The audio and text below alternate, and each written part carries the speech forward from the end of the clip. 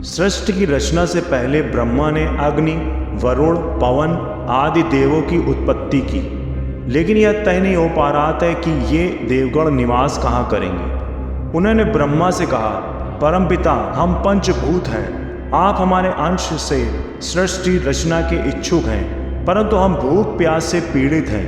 पहले हमारे रहने का प्रबंध करें ताकि हम आहार ग्रहण कर सकें। उनकी प्रार्थना पर ब्रह्मा ने एक गौ का शरीर बनाकर दिखाया और पूछा, क्या इसमें निवास करेंगे?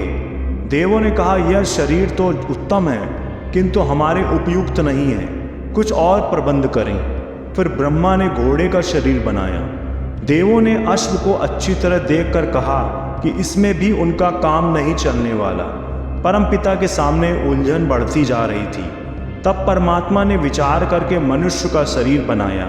देवताओं को यह शरीर भा गया। उन्होंने ब्रह्मा से कहा, यह सुंदरतम रचना है और हम इसमें रहेंगे।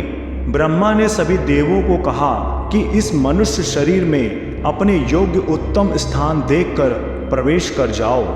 अग्नि ने उदर यानी पेट में स्थान बनाया, वरुण ने रसना यानी जीभ में, वायुदेव ने प्राणवायु के रूप में नाक में, आकाश ने शरीर के हर रिक्त भाग में डेरा जमाया।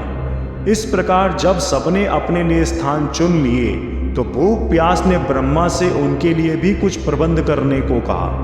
ब्रह्मा ने कहा, तुम्हारे लिए अलग से प्रबंध की जरूरत ही नहीं, दोनों को मैं इन देवों के बीच बांट देता हूँ। इनके आहार में तुम्हारा हिस्सा होगा, उनकी संतुष्टि से तुम्हें संतुष्टि मिलेगी। सबकी जगह बन गई। ब्रह्मा ने भूख और प्यास को हर देवता के साथ कर दिया।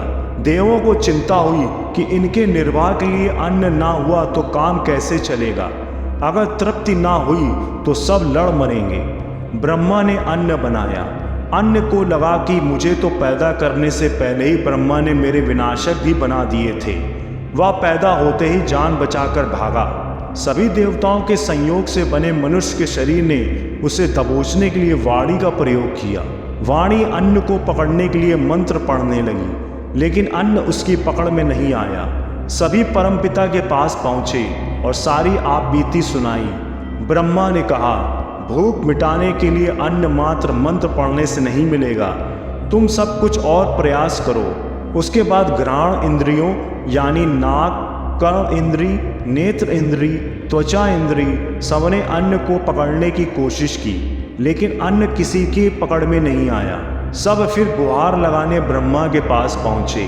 ब्रह्मा ने कहा, अन्न का कहना है कि वह मनुष्य को सूंघने, छूने या सुनने से प्राप्त नहीं होगा। भूख मिटानी है तो कुछ और उपाय करो। अंत में वह पुरुष मुख के रास्ते अन्न को अपने शरीर में प्रवेश कराने में सफल हुआ। अन्न ने अपना बलिदान देकर मानव शरीर में बसे सभी देवों को तृप्त किया। जब शरीर में देवों को तृप्ति मिल गई तो प्राण का संचार हुआ, यानी शरीर में प्राण आ गए। अब परमात्मा ने सोचा कि अगर मानव इस प्रकार से स्वयं समर्थ तो हो गया, लेकिन इसे हर कदम पर मेरी जरूरत पड़ेगी, या आखिर अकेला कैसे रहेगा। ब्रह्मा ने मनुष्य का एकांत मिटाने के लिए संसार की ओर सारी वस्तुएं बना दी।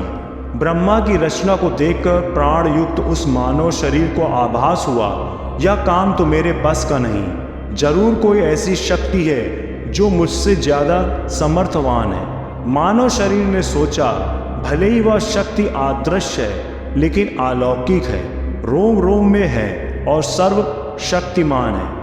ऐसा विचार आते ही उसने महसूस किया कि परमात्मा को देख लिया है, इस जगत का कर्ता धर्ता ईश्वर है। अब ब्रह्मा संतुष्ट हो गए और उन्होंने मनुष्य को अपना जीवन आगे बढ़ाने के लिए छोड़ा।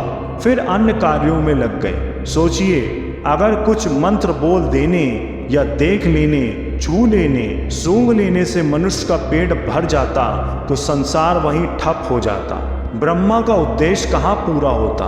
परमात्मा को जानने और उसे प्राप्त करने का सौभाग्य सिर्फ मानव शरीर को मिला है।